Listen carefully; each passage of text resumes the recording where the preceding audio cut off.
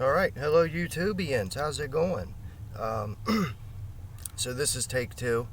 I was just making this video and my laptop died, and I've had this thing for like 8 months and it's not died the entire time, but today we let it happen. So I'm on 30%.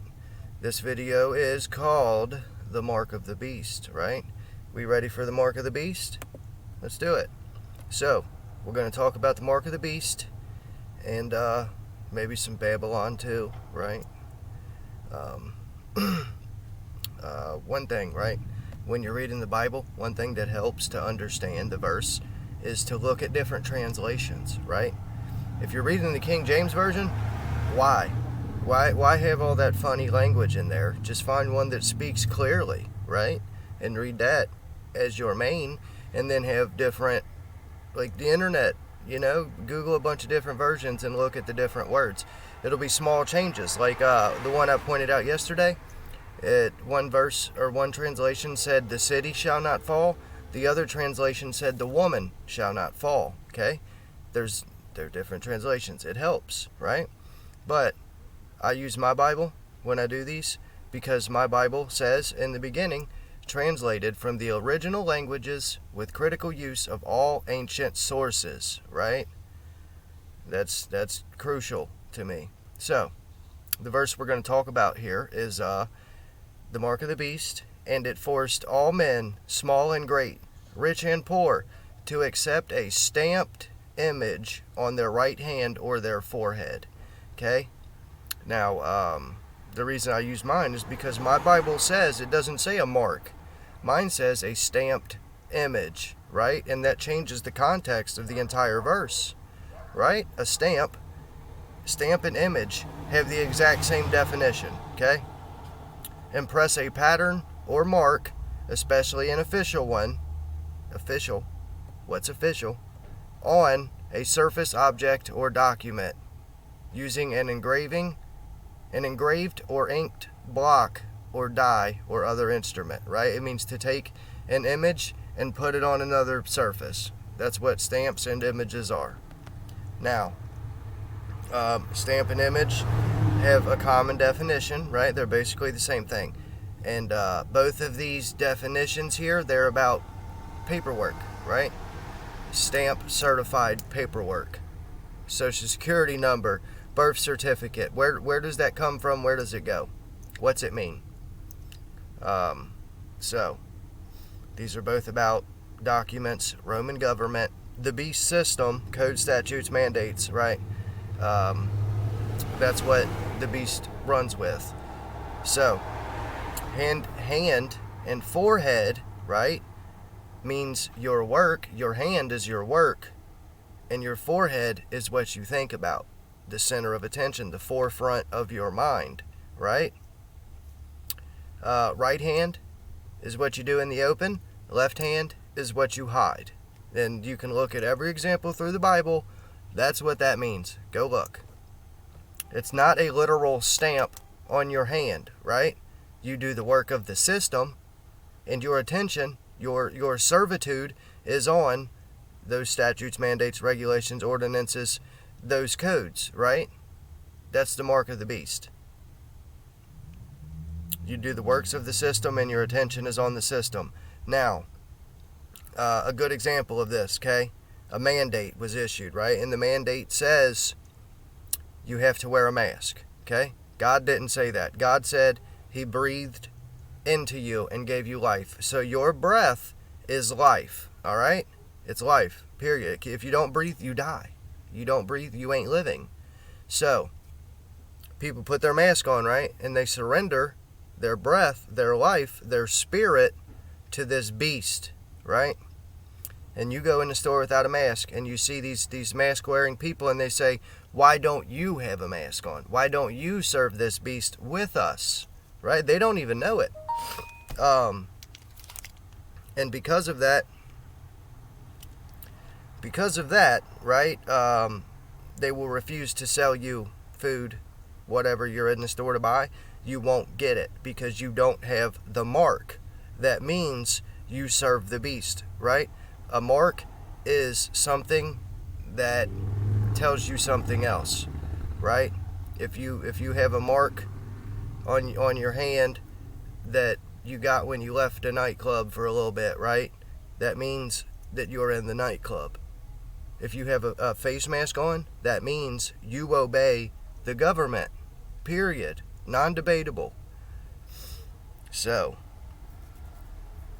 the ones who accept the mark, right? The persona created by the government make it difficult, at very least difficult, for those who don't serve the beast to buy or sell. You see what I mean? You see what I'm getting at here? Now, let's look at the rest of the chapter, right? Initially, there is a woman, a pregnant woman, okay? This is the church. The church is the woman, Jerusalem, the free city, right? Right? We know that. And then the dragon appears, okay? And the dragon harasses and tortures and what's that word? Persecutes the church, okay? The woman is the church. The dragon is the persecutor of the church, right? So, there's a dragon. And then, after the dragon, there are two wild beasts. Okay? So there's this dragon that persecutes the church. And then, there's a beast that is the image of the dragon that persecutes the church. And then, after this beast, there's another beast, right? And this beast is the image of this beast. But this beast is an image of the dragon, right? So it's dragon, first beast, second beast. The two wild beasts, right, after the dragon. The first one from the sea, the second from the land, okay? Also, the dragon has 7 heads and 10 horns, right? The first beast, the beast from the sea, has 10 heads and 7 horns, right? So it's an inverted image, sorta. It looks like the opposite, but it's not. They're one. And the second beast, the beast from the earth, has 2 horns like a ram and speaks like the dragon. A dragon. It doesn't say the, it says a dragon. So, the second beast here, right? Let me make sure this is okay. I'm sorry. Yeah, we're good. Alright. The second beast. The beast from the earth, right? The one with the ram's horn speaks like the dragon. The second beast used the authority of the first beast. Okay, the first beast from the sea. And we can go ahead and say it now. The first beast, not the dragon. The first beast is the Vatican and the Holy See, right? Its commercial codes, the mask mandates, statutes, regulations, right? That's the Vatican. The second beast that used that authority is national governments, right? The U.S. government, for one. The U.S. government is a Protestant nation, supposedly, but there's no difference. So the second beast used, the national governments used the authority of the first beast, right? The codes and shit, to force everyone into complying and therefore worshiping the first beast from the sea, the Vatican. You get it? I'm trying not to make it confusing, but so when you add in the mask, right, it makes a lot of sense. Pressing on. The second beast was then permitted, right, when it fooled everyone into worshiping the Vatican, when the government tricked everyone into worshiping the Vatican, it was then permitted to give life to the second beast. Damn it. Call me back. I lost it.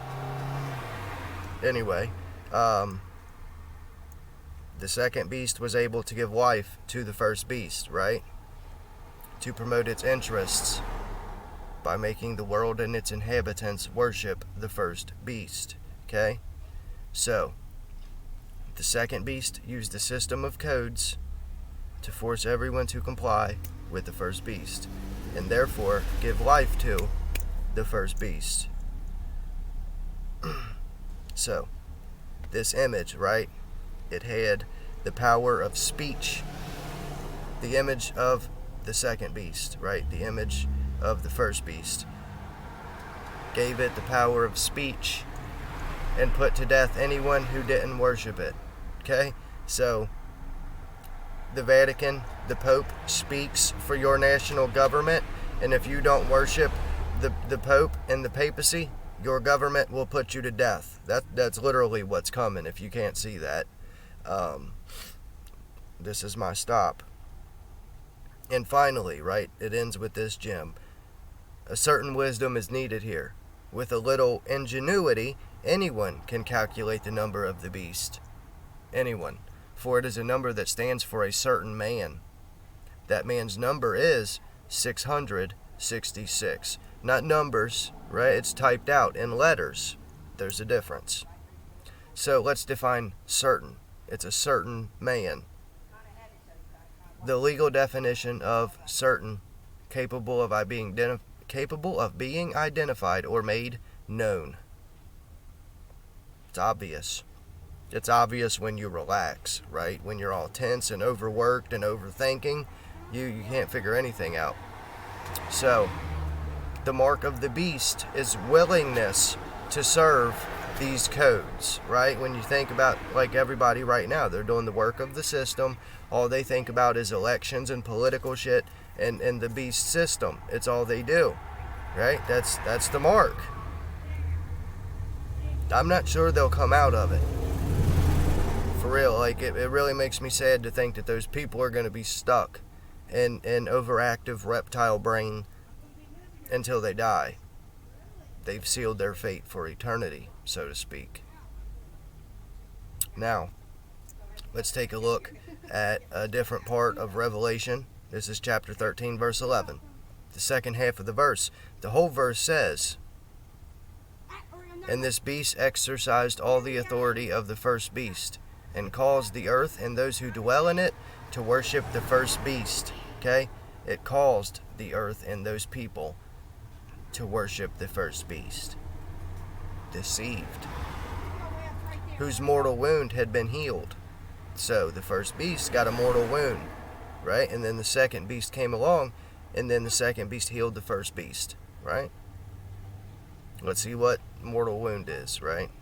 Mortal wound is fatal, meaning causing or liable to cause death. It was going to die, right? But this second beast came along, the government, and enforced those codes. So this first beast, right, the beast from the sea, was seriously wounded, right? And this beast only is alive because of worship and surrender by the people of the world, right? It's only there because people let it be. Now, if this beast is alive due to worship, right, how would you kill it? If it lives because people worship it and praise it and believe it and surrender to it, you would take that away. You would take away its life source, the worship. So, was there something at some point in time that took a lot of the worship away from the Vatican, the beast, the first beast from the sea? Yes. Yes, there was. And just like the Roman Catholic Church was the cause of the Dark Ages, right? Because they had everything and didn't give anybody shit. When this wound occurred, the modern era, as it's called, ended. And then we got into this era we're in now. The modern era was like 1500 to 1800. The wound occurred in 1517. And it turns out, right, the further that men get away from the Roman Catholic Church as a whole, the brighter that the era is. So, it's odd, huh? So in 1517, right, the Protestant Reformation began. That's Protestant. Protestant. In 1517, when a man named Martin Luther submitted some paperwork to the Catholic Church. Now, I'm not saying Martin Luther was a good guy, alright? This is what happened. This man, Martin Luther, was later burned at the stake for only making accusations against the church, right? They called it an unrepented sin, and they burned him alive because he wouldn't say, "I'm sorry." That's fucking crazy.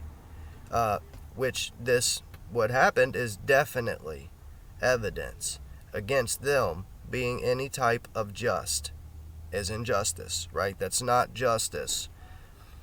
But is justice a word that you, or anyone you know really, associates with the Vatican, right? When you think of the Vatican, do you think of fairness, equality? Like, no, they caused the Dark Ages. So, they don't do justice, right? We know, we established here the Vatican doesn't do justice. So, let's go to Isaiah chapter 61 verse 8. For I, the Lord, love justice. I hate robbery and wrongdoing. There we go. I will faithfully reward my people for their suffering and make an everlasting covenant with them. Check this out, right? June 2016. This is an article. Pope Francis went so far as to praise Martin Luther, once deemed a heretic by the Catholic Church, as a great reformer. Right? So they burned him at the stake, but now they said, oh, he was a great guy. On his flight back to Rome from Armenia, the Pope told reporters the church was not a role model. There was corruption, there was worldliness, there was greed, and lust for power. Okay? Now, that's not the Church of God, bro. Now, the Protestant Reformation, right? It was when a bunch of Roman Catholics were tired of oppression, secrecy, immoral behavior, no justice. The Jesuits were already formed, and they began to disapprove of the church, its methods, and the papacy, right? And the 95 Thesis that Martin Luther nailed up to the door of the church, one of the things that it said was the only mediator between man and God was Jesus Christ himself, and they killed him for that. Like, what? That's what the Bible says. So, that's what the wound is, right? Ultimately, the Protestant Reformation, right? It changed, it tore the church apart. It led to modern democracy, skepticism, capitalism, individualism, civil rights, the Lutheran religion, Mormons, Jehovah's Witness, evangelism, all of it. None of that shit happened until the church was torn in two. Up until then, it was just the Catholic Church and all power, right? And then, yeah. So, the Protestant Reformation increased literacy throughout Europe and ignited a renewed passion for education. But I spent probably an hour and a half looking for percentages, fractions, any kind of number that would indicate how big this Reformation was, right? How many people left the Catholic Church, Roman Catholic Church, because of this? And I couldn't find it anywhere. They won't tell you how many people actually walked away. But it was enough people to make the Roman Catholic Church insignificant for a couple hundred years. Like, nobody even gave a shit about them. Of course, there were still popes, but whatever. Look for the numbers. If you can find them, send them to me here. But yeah, I want to know how many people actually abandoned the Holy Roman Empire. Fucking crazy. But this is, in my opinion, this is the mortal wound. The church was torn in half. That church, that's not the church. The church is you. You know not that you are the temple of the Spirit of God? The kingdom of heaven is within. You take away the keys because you enter not within yourself. It's all inside. Now, right? Let's think. Can we really say that this church, right, full of secrets, covering up for accused pedos, the whole priest thing, murder, extortion, and it's the head of all world governments, the UN, that operate based on man-made codes, right? Can we say that this church is the Church of God? Can we say that? Would you say that? Is there something that makes you believe that the Vatican is the actual church that God wants us to listen to? I can't find a reason. They operate based on the laws of the sea, international law, maritime law, admiralty law. It's water. Maritime and admiralty are water. International is the whole world, right? And that is like 76% water. So the Vatican is the first beast from the sea. Don't need. That's what it means, right? If you don't think so, let me know. And the beast on the land, right? That is the image of that beast is the governments, national, state, local, whatever. It's national governments, right? The state governments are an image of the national governments. The county government is an image of the state government. The city government, your city ordinances and shit, that is an image of the county government. You get what I'm saying? So the beast on the land, right? They operate on them same Vatican codes, though they make their changes, right? The states and all that shit, they make different changes. These codes and shit are still totally unfair and man-made. You can't deny it. Now, only at this present time, right here where we're at in history, is the Pope actually becoming relevant again, okay? And that is only because they brought Trump into politics. Trump has gravity for some reason, right? You either absolutely love him or you absolutely hate him. Either way, he draws your attention to some people, not me. He pulled people into the political arena, right? And these people are gloves off, screaming in faces and shit, who never cared about politics their entire life. 40 years old, they never pay attention to politics. They heard some shit on the news and it took them away. They're not even who they were before. They accepted the mark. Right, politics is it's front and center right now. All you hear about, anywhere you go, all you hear about is fucking politics.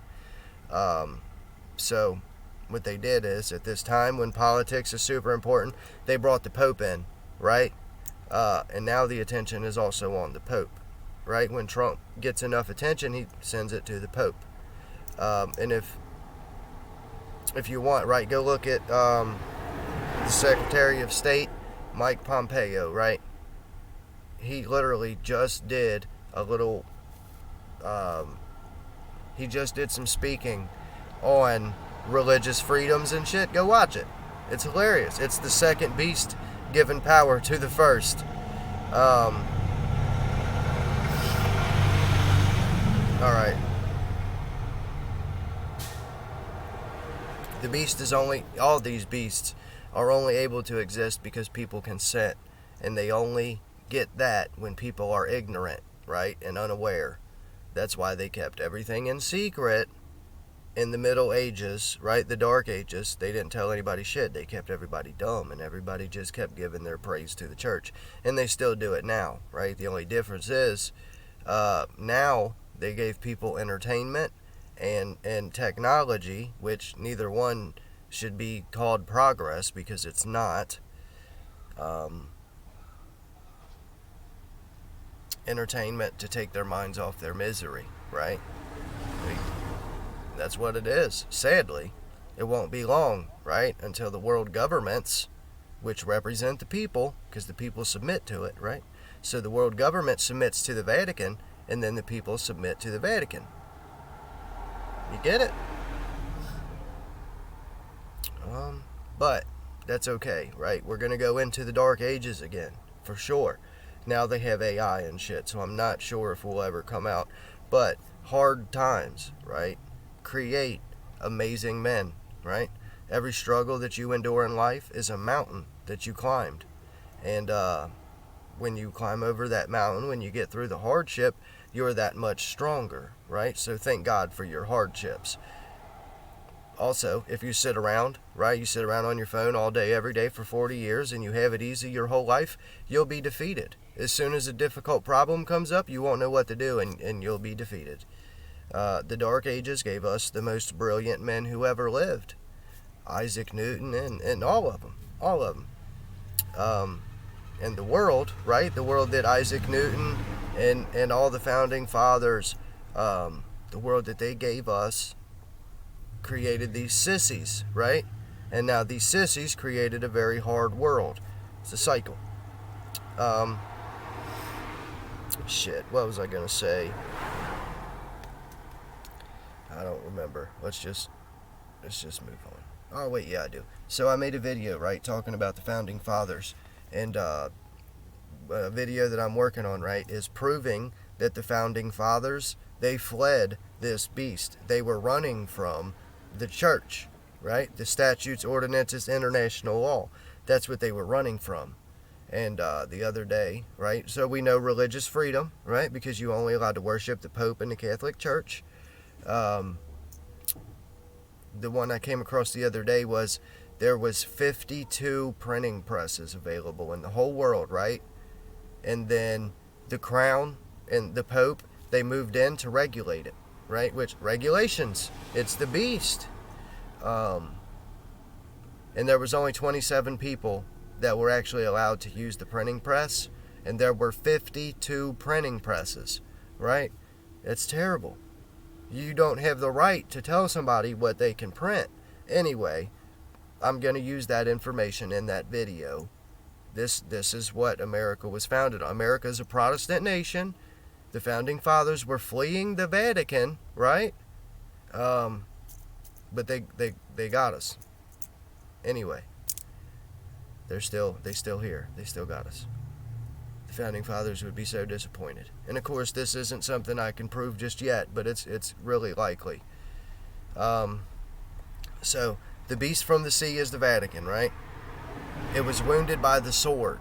Okay, the sword is truth, right? And the 95 Thesis that was hammered to the door, apparently that was the truth that wounded the church, because when people read it and seen it, they was like, shit, he's right. And then the church was torn apart. When Jesus in the Bible, right, he talks about the sword from his mouth. That's the truth. That's speaking the truth. The truth was what wounded the beast. That was the truth. It crippled the beast, right, and its codes.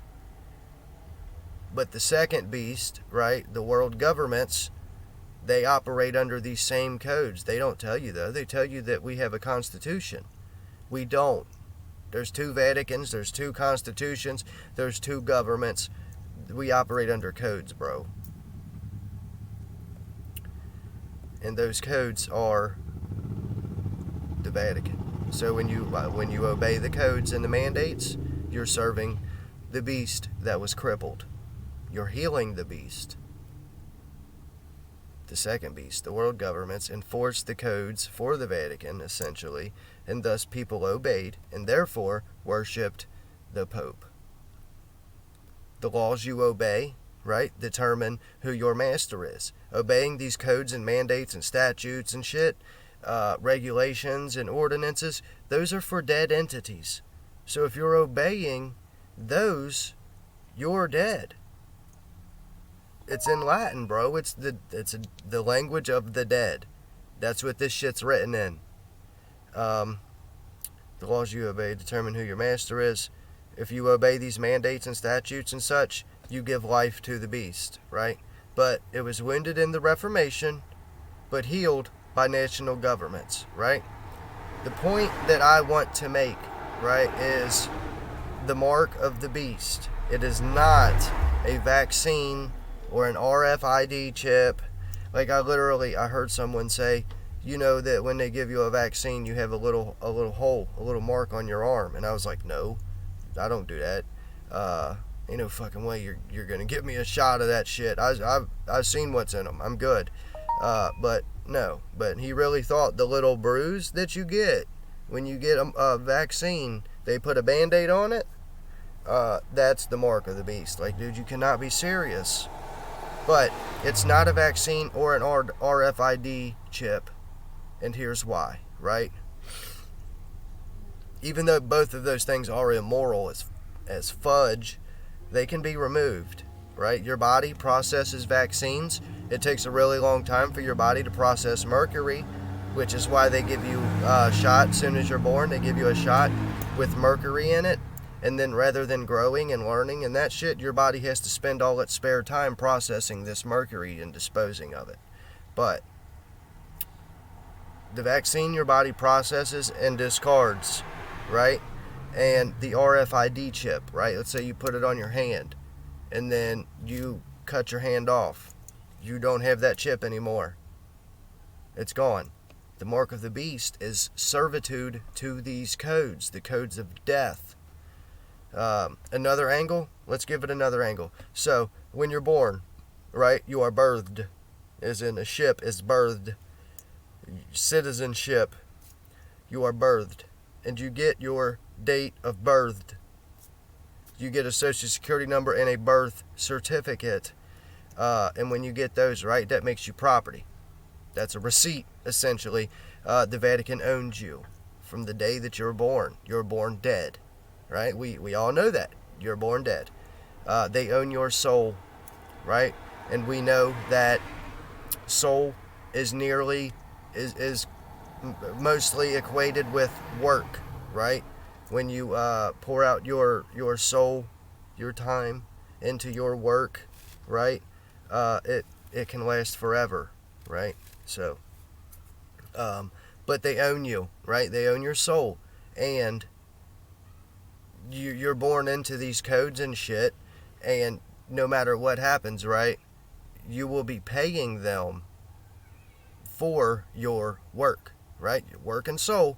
When you go and you put your soul into your work and they tax the shit out of you, they own you. You are an investment of theirs, right? They own you and they bought you, and now you are just giving them dividends your whole life. It's why if you renounce your citizenship, you have to prove that you pay taxes for at least 5 years, because they want to know they got their money out of you. You are property. Mammon. It's insane. All right, we're almost done. All right, one more thing, right? The thing about the mark of the beast is it says those who accept the mark have sealed their fate, right? Now, their laws say that a statement not rebutted is true. All right, so that's one of the statutes, okay? So when you live and you obey these mandates and statutes and shit, when you lick the government boot, right, you obey their laws, that's one of their laws. So you agree to that too. You agreed that if someone says something incorrect and you don't correct it, then it's the truth. That's what you agreed to when you obeyed their laws. So, one of the claims that they made was the Vatican and the Holy See, right? They're both one thing. But the Vatican said, I own your body, right? Birth certificate, social security number, all that shit. And the Holy See said, I own your mind. Have you rebutted that claim? And they can do that because they own you. That's what the certificates are. Social security number, all that shit, right? Your property. You have a serial number, a date that you were created, came off the assembly line, birthed. You have all of it. You are property until you don't want to be. So that's why they can do that, right? And as long as you obey their codes, then it's true. So if they own your mind, right, and you obey their codes, their mandates, their dumbass rules, and you're happy and you're okay with that, then your fate is sealed. You belong to them until the day that you die. And then, the day that you die, they are the ones responsible for guiding you to heaven. What do you think about that? And if you think I'm wrong, right?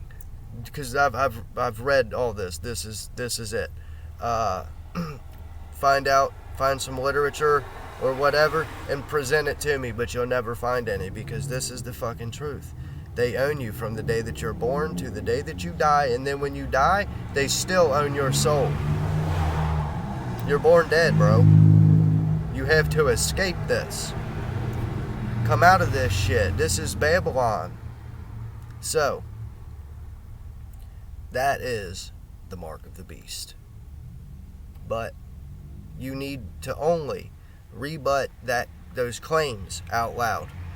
I own my body. I own my mind, right? And I choose to use it to serve my Creator, not men, right? I don't worship and praise men. I praise the Creator of everything. Words have power. They do. When you do that, right? When you claim yourself and stop obeying their codes, you're free. Some people never even think, why do I sit at red lights at 4 a.m. when nobody's around? Why do I sit here? You know what I mean? They never even think about it. Whew. Right, so last thing. When you obey, right? When you obey statutes, mandates, ordinances, regulations, when you obey, you worship. How do we know that? How do we know that when you listen to the rules that someone gives you, you worship them? Because of this statement. If you love me, keep my commandments, right? People completely ignore God's commandments and they listen to men's commandments because they hate God and they love men. They hate life and they love death. It's crazy. So, if you love me, keep my commandments. How do we show we love the beast? We keep its codes. And when you're happy keeping them codes, you took the mark, bro. You're never going to escape it. The one you serve is your master. Period. So, as I was typing this, right, I was flipping through some shit on YouTube and talking to my wife and my little baby. But I came across this video, right? It said just today, 6 hours ago, which was like 8 hours ago, the Pope said, he announced just today that he supports same-sex marriage, right? So, if you obey the codes of your government, right? If you obey all the regulations, ordinances, mandates, and statutes that are for dead entities, if those are what governs your life, okay, then you serve the government. And if you serve the government, and the government serves the Vatican and the Pope, then you also support gay marriage. That's literally, like, it might sound crazy, but that is exactly how it works. Choose your master. You also support same-sex marriage. Ain't that something? And this, right? And listen, I don't mean to start arguments and shit, but there's two ways to be, right? Male and female. You either A, carry an egg that needs fertilized to reproduce, or B, you carry fertilizer for that egg to reproduce. That's it. There's nothing in between. So if you obey the codes of government, right. This is why Jesus said, do not be in any group. For what group can contain both light and dark? Right? If you're in a group called Republicans, then you stand for everything that the Republican leadership says, and they get their orders from the Vatican. So, all right. And this, right? This is why the government pushes and accepts and promotes atheism, right? Because if you're an atheist, then the only source of authority is the government. The government that empowers atheism and supports same-sex marriage. Also, right, when you live by these codes, the beast determines when you're free. Okay? If you live by the codes, then the government is your master. Your master determines when you're free. You surrender your inherent freedom to it, and when it wants to throw you in jail, it can do that because it's your master. So when the government says wear a mask, right? And you do, you surrender your breath to the beast. And so we return once again to Revelation 13:15. And this is in nearly every translation, right? And it's that same verse. And it was given to him to give breath to the image of the beast. Your breath, the breath that you cover up and surrender, that's the beast now. That's why I've never wore a mask, and I won't. Because I know how this shit works, sorta. But that's it. That's the mark of the beast. The mark of the beast is your happy compliance with the government regulations, the rules for dead people. If you obey the rules of dead people and you're happy with it, you're happy with your life, you're done for. You're never going to escape. That's just what it is. That was fun. That was. But whatever. Make sure you check out that Mike Pompeo speech, because it was hilarious. Like, we're a Protestant nation, but this dude is boasting capitalism and the papacy, the supreme judge, right? Is the Pope your judge? Mine either. God told me, let no man judge me. He judges me himself. There it is. Love you guys.